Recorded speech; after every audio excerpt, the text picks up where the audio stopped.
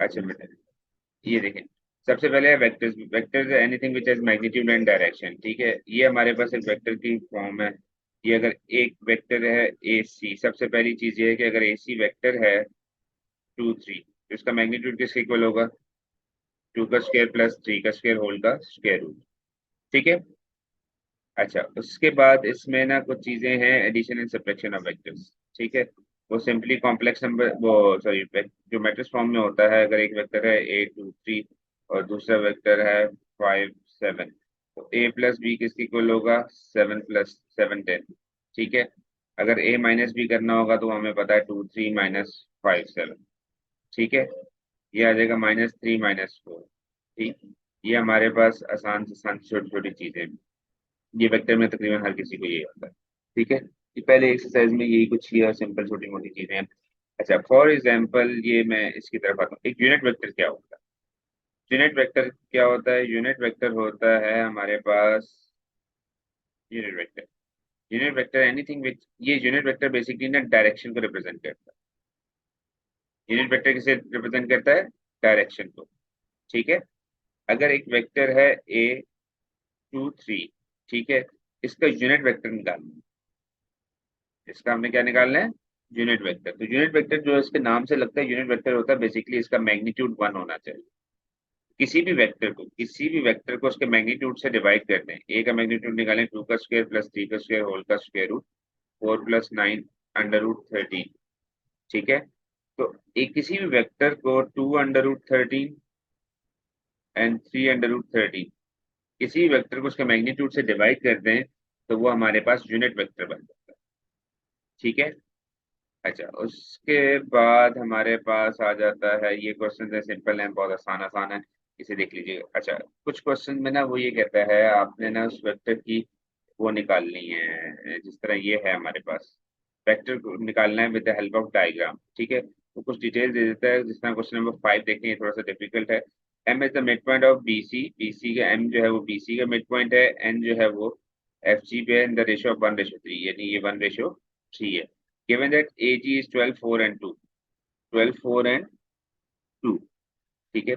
AG, ये है AG, ऐसे, ये यहाँ से ऐसे, ये AG। अच्छा बेटे, ये देखें, ये जो x वेक्टर होता है ना, पहली वैल्यू होती है x की, ये है इस डायरेक्शन में y होगा, और इस डायरेक्शन में 0, ठीक है, ऊपर वाली डायरेक्शन में। अच्छा, अब AM निकालना है। देखिए, उसने ये बता दिया, AG की वैल्यू बता दी। AG देखे ना, AG एक्स एक्सिस में कितना मूव कर रहा है, यहाँ से यहाँ तक मूव कर रहा है, यानी कि ये है 12, यानी कि ए बी की लेंथ कितनी आएगी? 12। फिर वाई एक्सिस में वो कितना मूव कर रहा है? 4 यूनिट्स, तो BC की लेंथ कितनी आ जाएगी? 4। और हाइट उसकी कितनी है? 2, ये 2 यूनिट्स। इससे हमारे पास पूरे क्वेश्चन की डायमेंशन निकल आए। अब AM निकालना है। AM, AM को मैं ब्लू से रिप्रेजेंट कर देता हूँ। AM जो है वो हमने यहाँ से, आपने पहले यहाँ जाना है, AB और फिर BM। AB कितना है? 12। BM कितना है? 4 का हाफ, 2 2 0। जेड एक्सिस में ये मूव ही नहीं कर रहा। उसके बाद उसने कहा AN, AN के लिए उसने बताया था FN/1/3 है, यानी कि ये लेंथ कितनी होगी? 12 ÷ 4, कितना हो गया? 3। ये 3 पार्ट्स हैं, ये 9 पार्ट्स हैं। अच्छा, अब ये देखिए, हमारे पास क्या है? AN निकालना है। AN निकालने के लिए से ग्रीन ने देखें कि हम A से E पे जाते हैं पहले, यानी कि 2, Z एक्सिस, Z एक्सिस में कितना मूव किया इसने? 2 यूनिट्स। ये है Y एक्सिस में, Y एक्सिस में कितना मूव किया? 4 यूनिट्स।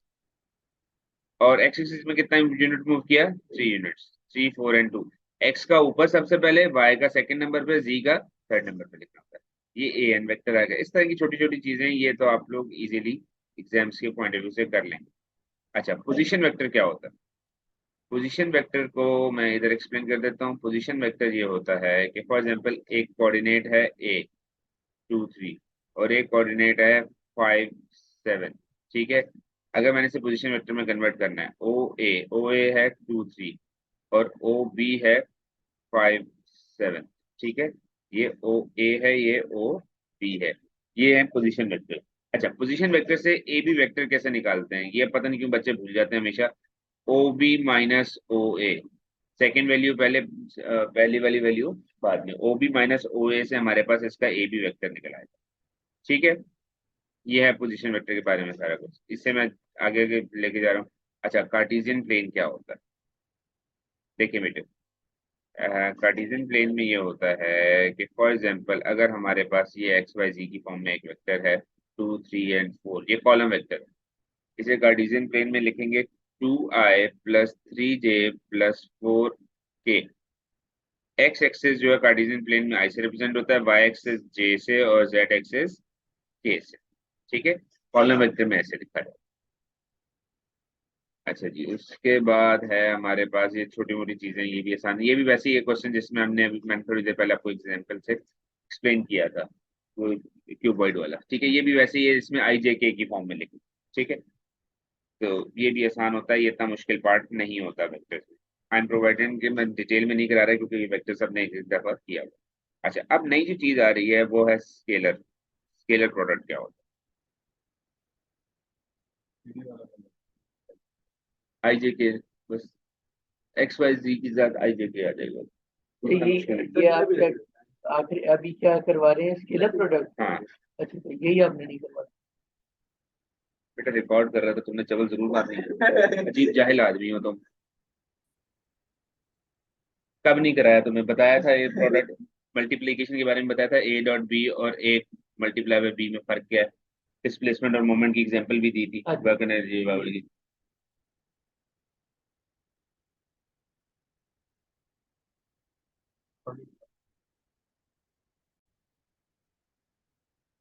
अच्छा, अब ये है A dot B. A dot B में क्या होता है, देखो, जो चीज इंपॉर्टेंट है वो पहले ही समझें कि हमने ना, देखे 2 × 3 ये होता है 6।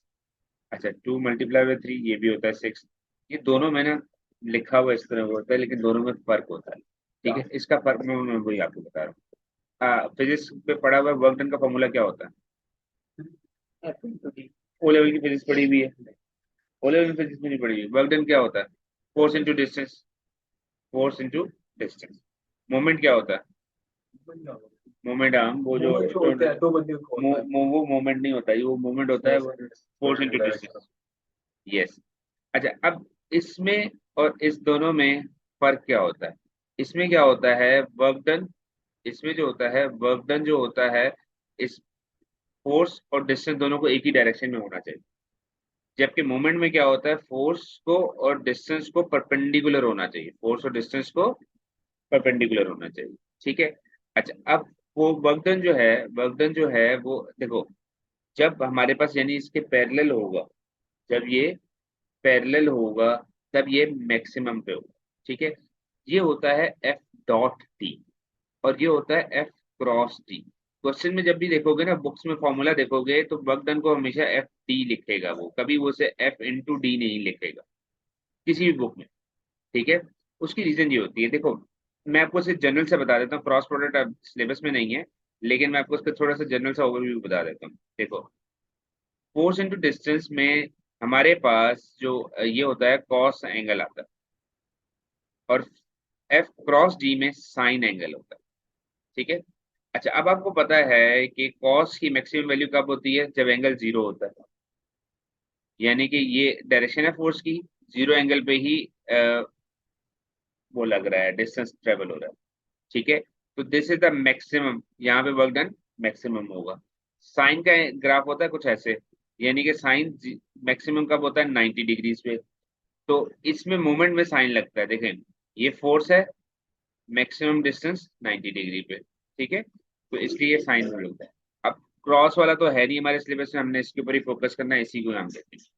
ठीक है। अच्छा, इसमें जो प्रॉब्लम है वो ये है कि हमारे पास कोई भी वेक्टर है, देखें एक वेक्टर है ए 2 3 4, एक वेक्टर है बी 5 6 7, या 5 - 6 - 7। ठीक है, हमने निकालना है कि इन दोनों वेक्टर्स के दरमियान का एंगल कितना। तो हम इसे निकाल सकते हैं डॉट प्रोडक्ट से, A dot B that is equal to A magnitude B magnitude cos theta. ये डॉट प्रोडक्ट का फॉर्मूला है। ए डॉट बी कैसे निकालते हैं, ए डॉट बी निकालने के लिए 2 को 5 से मल्टीप्लाई करें, 10 प्लस माइनस 18 प्लस 7 से 7 4 28 माइनस 28, ठीक है, that is equal to dot product आ गया, एक्स को एक्स के साथ, वाई को वाई के साथ, जेड को जेड के साथ। फिर ए का मैग्नीट्यूड लेंगे 2 का स्क्वायर प्लस 3 का स्क्वायर प्लस 4 का स्क्वायर होल का स्क्वायर रूट, और 5 का स्क्वायर प्लस 6 का माइनस 6 का स्क्वायर प्लस माइनस 7 का स्क्वायर होल का स्क्वायर रूट, और यहाँ पे लिखेंगे कॉस थीटा, ठीक है। इसे सॉल्व कर लेंगे, ठीक है, कॉस इनवर्स निकालेंगे, एंगल आ जाएगा, ठीक है। एक बार इसका यूज कैसे होता है, इसका क्वेश्चन कैसे कैसे आता है, इसमें ये आता है कि एक वेक्टर है 2 3 x, बी वेक्टर है 1 2 5, वो ये कहता है कि ए डॉट बी, मतलब वो ये कहता है कि A and B are perpendicular to each other, A and B are perpendicular to each other, तो हम लिखेंगे A dot B that should be equal to 0। अगर कोई चीज परपेंडिकुलर है तो A dot B that should be equal to 0। मैं क्या करूंगा, 2 + 6 + 5x that should be equal to 0। यहाँ से x की वैल्यू निकल आएगी -8/5, ठीक है, क्लियर है, यहाँ तक कोई प्रॉब्लम। अगर वो ये कहता है कि पैरेलल है तो A dot B that is equal to A magnitude B magnitude, this is for parallel. बेटा वो कॉस जब भी वो एंगल निकालना मैंने एग्जाम्पल कराई, ठीक है, और ये दिस इज फॉर परपेंडिकुलर, ठीक है। अच्छा, इसके बाद ना कुछ चीजें आ जाती हैं वेक्टर इक्वेशन, ये है डॉट प्रोडक्ट का वेक्टर, इसे आप जल्दी से गो थ्रू कर लेंगे, उतना मुश्किल नहीं है, आसान आसान होता है ये। इसमें ऐसे जितना ज्यादा कोई इशू आता नहीं, ठीक है। अच्छा इस जी जी पूछे। सर मैं ये कह रहा हूँ जैसे ये 2 पॉइंट्स थे, हाँ कभी कभी 2 लाइंस भी आ जाती जी हैं। जी, लाइंस के बारे में भी हमने बात नहीं की, इक्वेशन ऑफ लाइन के बारे में अभी हम बात करें, वेक्टर इक्वेशन ऑफ लाइन। अच्छा बेटे, अब वेक्टर इक्वेशन ऑफ लाइन के बारे में ना चीजें बड़ी इंपॉर्टेंट है। आपके पास है equation of straight line.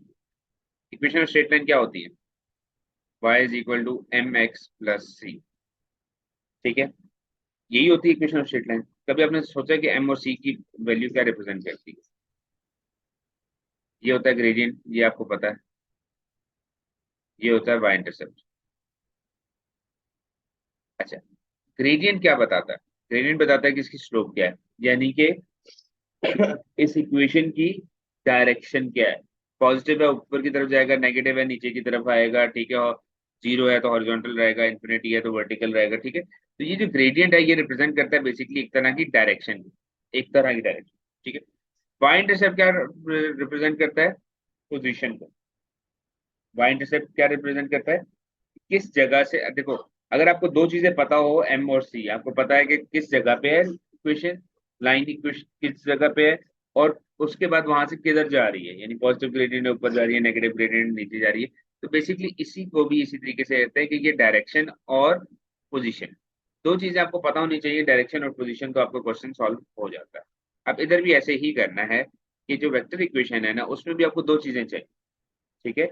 Vector की इक्वेशन को R that is equal to, ये बल्कि मैं इसे इधर से ही आपको दिखाता हूँ, ये देखिए, ये इसकी जनरल टर्म है, R is equal to A plus T B, R is equal to A plus lambda B, R is equal to A plus T B, R is equal to A plus mu B, ठीक है। Different equations को different एक particular question में different variable से represent कर सकते हैं, क्योंकि लेमडा म्यू टी ये एक वेरिएबल की फॉर्म में ही रहेगा, ठीक है। अच्छा, अब मैं आपको इसका बताता हूँ कि होता क्या है। होता ये है कि ये है हमारे पास, देखिए, R is equal to A plus lambda B, ठीक, इसमें है दो चीजें, ये जो ए होता है ये होता है पोजीशन वेक्टर, ये होता है डायरेक्शन वेक्टर। फॉर एग्जाम्पल मेरे पास ये एक पॉइंट ए है, ये एक पॉइंट बी है, ए का पॉइंट है 2 3 और 5, बी का पॉइंट है 3 1 और 2, ठीक है। अब वो ये कहता है कि ये ए और बी है, ठीक, वो ये कहता है कि ए बी एक वेक्टर है, ठीक है, ए बी एक वेक्टर है, ए बी हमारे पास एक वेक्टर है। आप ये देखेंगे कि इसमें पहले सबसे पहले निकालें पोजीशन डायरेक्शन वेक्टर, इसका डायरेक्शन वेक्टर कैसे निकलेगा, सिंपली ए बी किसके इक्वल होता है, ओ बी माइनस ओ ए, ओ बी कितना है 3 1 2 माइनस ओ ए कितना है 2 3 5, तो 1 -2 और -3, ये आ गया डायरेक्शन वेक्टर, यानी कि बी आ गया। इस इक्वेशन में बी की जगह पे ये पुट कर सकते हैं। ए है पोजीशन वेक्टर, इस लाइन के ऊपर कोई सी भी वैल्यू आप डाल सकते हैं, लेकिन हम मोस्टली डालते ये हैं जहां से ये स्टार्ट हो रहा है, ठीक है, ताकि हमें पता चल जाए कि स्टार्ट कहाँ से हो रहा है। 2 3 5 प्लस लैम्डा 1 -2 -3, ठीक है, ये वेक्टर आ रहा है, ठीक है, यहाँ तक कोई प्रॉब्लम? ये वेक्टर इक्वेशन, यहाँ बेबी पुट कर सकते हैं। यहाँ बी भी पुट कर सकते हैं, लेकिन पुट ए ही करते हैं, स्टार्टिंग वैल्यू पुट करते हैं, ठीक है। अब इस लाइन के ऊपर, इस लाइन के ऊपर कोई भी पॉइंट है, इस लाइन के ऊपर, इस वेक्टर की लाइन के ऊपर कोई भी पॉइंट है that can be represented in the form of, ये पॉइंट है ना, सपोज ये वाला पॉइंट है, इसे मैं इस फॉर्म में लिख सकता हूँ, मैं ये लिख सकता हूँ 2 + लैम्डा 3 -2 लैम्डा 5 -3 लैम्डा। कोई भी पॉइंट है ना इस लाइन के ऊपर, वो इस इक्वेशन को सेटिस्फाई जरूर करे, ठीक है। अच्छा, अब इसे करते कैसे हैं, क्वेश्चन किस तरह करते हैं, ये देखो, ये तो है सिंपल सी इक्वेशन, ये ए स्टार्टिंग पॉइंट, ठीक है, सी माइनस ए, वो उस फॉर्म में भी आप लिख सकते हैं, ठीक है। अच्छा, अब ये उसने जनरल फॉर्म दी हुई है, ये तो आसान है, इसमें ऐसा इशू नहीं है। इसमें जो प्रॉब्लम है ना, वो मैं आपको बताता हूँ। For example the line 2 is parallel to line 1। अच्छा, ये देखें, ये देखें, जो अक्सर बच्चे जो है ना, वो ये कहते हैं कि जी, जिस तरह इसने वसी ने भी एक दफा कहा था कि जी यहाँ पे स्टार्टिंग पॉइंट लिखना होता है, एंडिंग पॉइंट नहीं, कोई भी पॉइंट नहीं लिख सकते, ठीक है। अब होता ये है, देखो, अब ये लाइन की the vector equation the line L is this, ठीक है। जिस तरह y equal mx plus c वाली इक्वेशन नहीं होती थी, anything which is parallel to this line, तो ग्रेडियंट हम सेम ले लेते थे। अब इधर भी ऐसे है कि if L2 is parallel to L1, तो हम ये वाली वैल्यू तो एज इट इज ले लें, ठीक है। तो इसकी जो r की वैल्यू आएगी, हमें ये नहीं पता कि उसमें क्या है, प्लस लेमडा की जगह पे आप म्यू यूज कर लो, आप या t यूज कर लो, जो भी आपने यूज कर, वो है I -8j + 5k, ठीक है। ये क्यों? क्योंकि दोनों की डायरेक्शन सेम है, and it passes through the point 0 2 5, तो इस 0 2 5 से पास करता है, तो 0 आए +2j +5k, ठीक है। तो R = 2j + 5k plus mu I -8j + 5k, ठीक है, ये आ गया हमारे पास। देखिए, इसमें सिंपली आपने क्या करना है कि ये वाला पॉइंट पुट कर देना है इस वाली जगह पे, और डायरेक्शन वेक्टर का पॉइंट इधर से ले लेना, जिस तरह बाइजिकल mx + c में होता है कि ग्रेडियंट आप कहीं और से ले लेते हैं, पॉइंट वो पुट कर लेते हैं, ठीक है।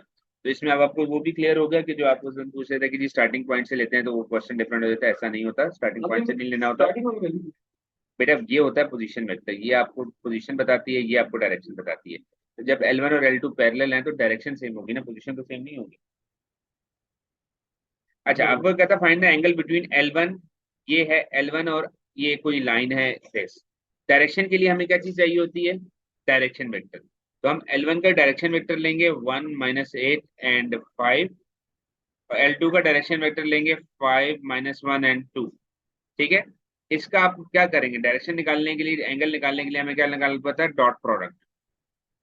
क्या करेंगे, इनको मल्टीप्लाई करें, यह आ जाएगा 5 + 8 + 10, दैट इज इक्वल टू, इसका मैग्नीट्यूड 1 का स्क्वायर प्लस -8 का स्क्वायर प्लस 5 का स्क्वायर इंटू 5 का स्क्वायर प्लस -1 का स्क्वायर प्लस 2 का स्क्वायर, ठीक है, कॉस थीटा। तो यहाँ से हमारे पास कॉस थीटा की वैल्यू आ ये गई। यही मैं पूछा था, ये दो लाइंस आ गई ना सर, यानी दोनों की डायरेक्शन को इन्वॉल्व सिर्फ करेंगे। डायरेक्शन को, पोजीशन एंगल वेक्टर को नहीं। पोजीशन वेक्टर का कोई ताल्लुक नहीं होता, एंगल निकालने के लिए डायरेक्शन वेक्टर का डॉट प्रोडक्ट निकाल लोगे तो एंगल आ जाएगा। यही क्वेश्चन काफी दफा है, बहुत ज्यादा आते हैं।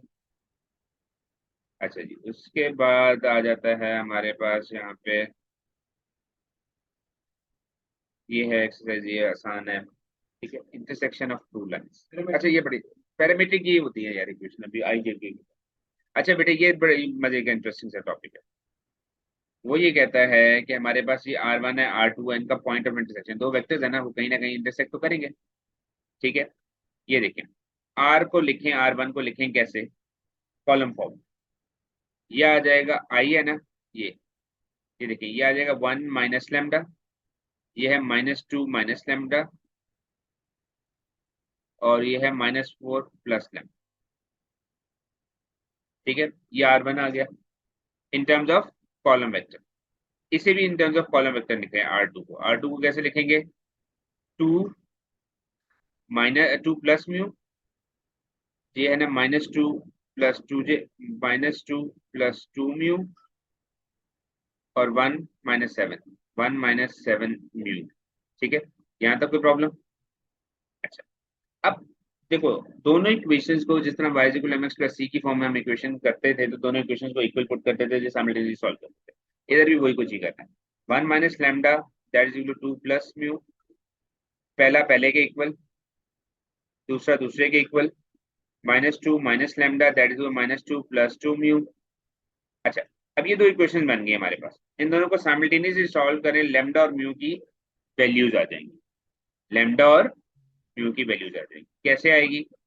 देखें, ये आ जाएगा हमारे पास, ये उधर ले जाएं, ये इस साइड को उधर ले आए, तो ये आ जाएगा 1 - 2 that is equal to lambda plus mu. तो ये आ जाएगा -1 is equal to lambda plus mu. ये एक पहली इक्वेशन बन गई। दूसरी इक्वेशन क्या बनेगी? -2 कैंसिल हो जाएगा, 0 that is equal to 2 mu plus lambda. दोनों इक्वेशन को माइनस करें, लैम्डा लैम्डा से माइनस हो गया, 2 म्यू, ये मतलब lambda minus lambda 0, mu -2 mu minus mu, और -1 - 0 -1। तो यहाँ से म्यू की वैल्यू आ गई 1। ठीक है, ऊपर पुट करते हैं, लैम्डा की वैल्यू निकाल। लैम्डा की वैल्यू क्या आ गई? यहाँ से -1 equal to lambda plus mu, mu की वैल्यू आ गई थी 1, तो लैम्डा की वैल्यू आ जाएगी -2।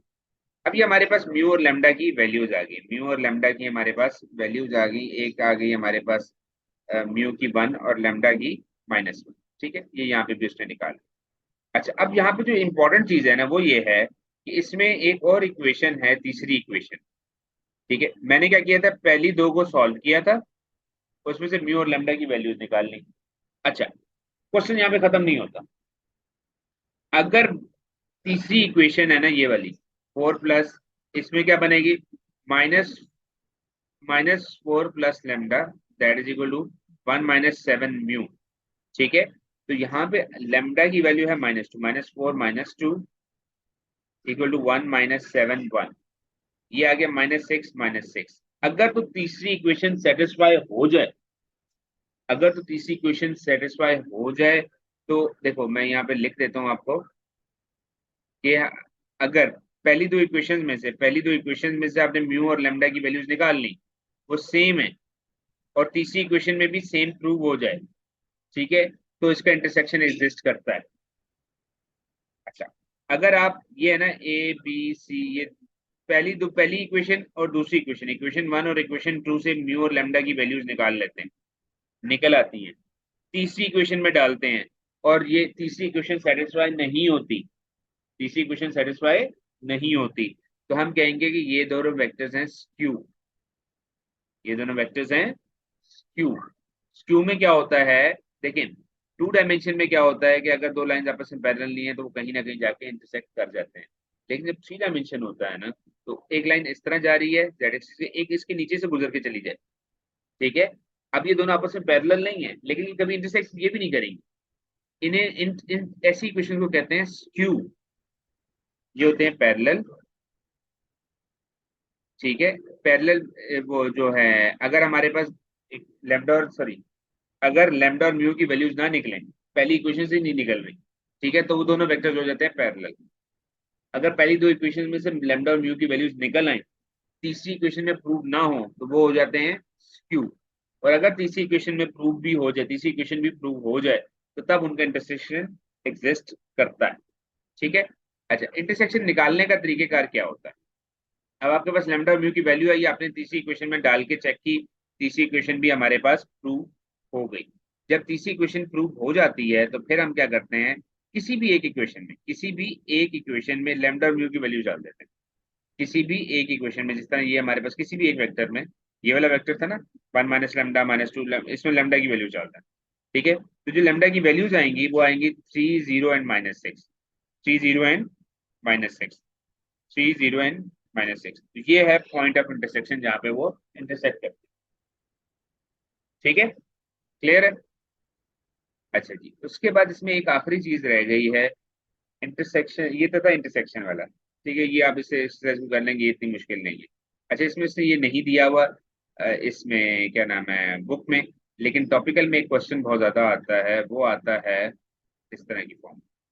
देखें, कोई भी एक वेक्टर है ए 2 3 and 5 प्लस लेमडा -2 3 and 6। ठीक है, ये एक वेक्टर है, ये एक वेक्टर है। वो ये कहता है एक पॉइंट है 1 2 and 3। वो ये कहता है find the perpendicular distance of this point, find the perpendicular distance of A from the vector, ये वेक्टर है बी सी सपोज।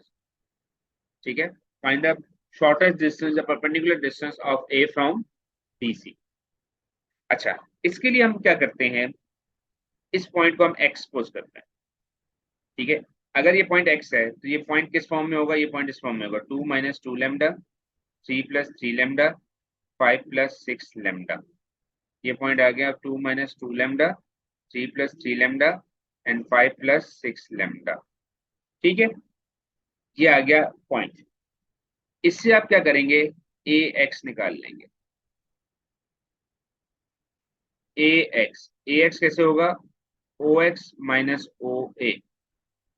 ओ एक्स क्या है, 2 - 2 lambda 3 + 3 lambda 5 + 6 lambda minus minus है ओ ए के कोऑर्डिनेट्स क्या है, -1 -2 -3। ठीक है, इसे सिंप्लीफाई करें, ए एक्स क्या आ जाएगा हमारे पास 1 - 2 लेमडा, ये आ जाएगा 1 + 3 लेमडा और ये आ जाएगा 2 + 6 लेमडा।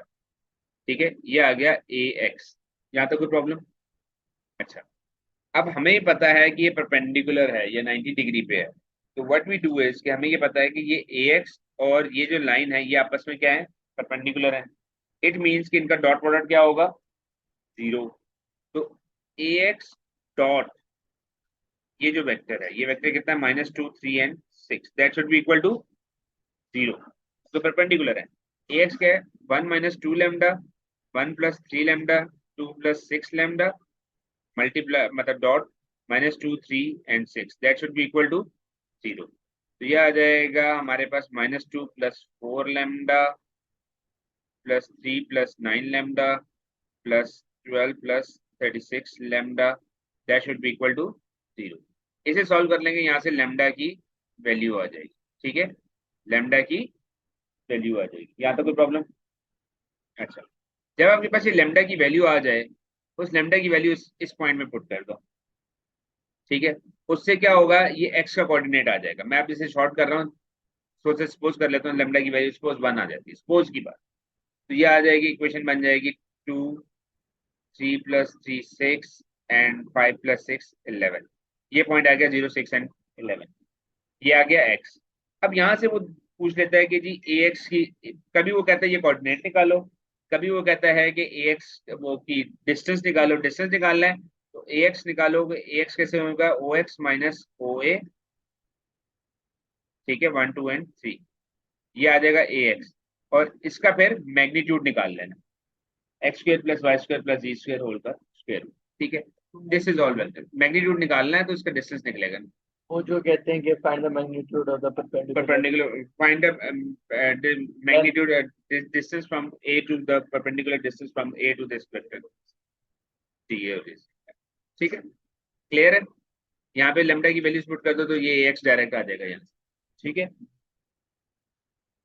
वो कहाँ पे आ रहा है, ये मैंने लिखा है यहाँ पे 2 लिख दिया ए एक्स, नहीं वो हाँ यहाँ पे 2 - 2 लेमडा, वो ओ ए है ना ये, हाँ ये हो जाएगा, इसमें पुट करना, ये तो सिर्फ एक्स है ना, तो ये कोऑर्डिनेट आ जाएगा, ये वाला कोऑर्डिनेट आ जाएगा। जब इन दोनों को माइनस करेंगे then you will get A X है, ओ एक्स माइनस ओ ए।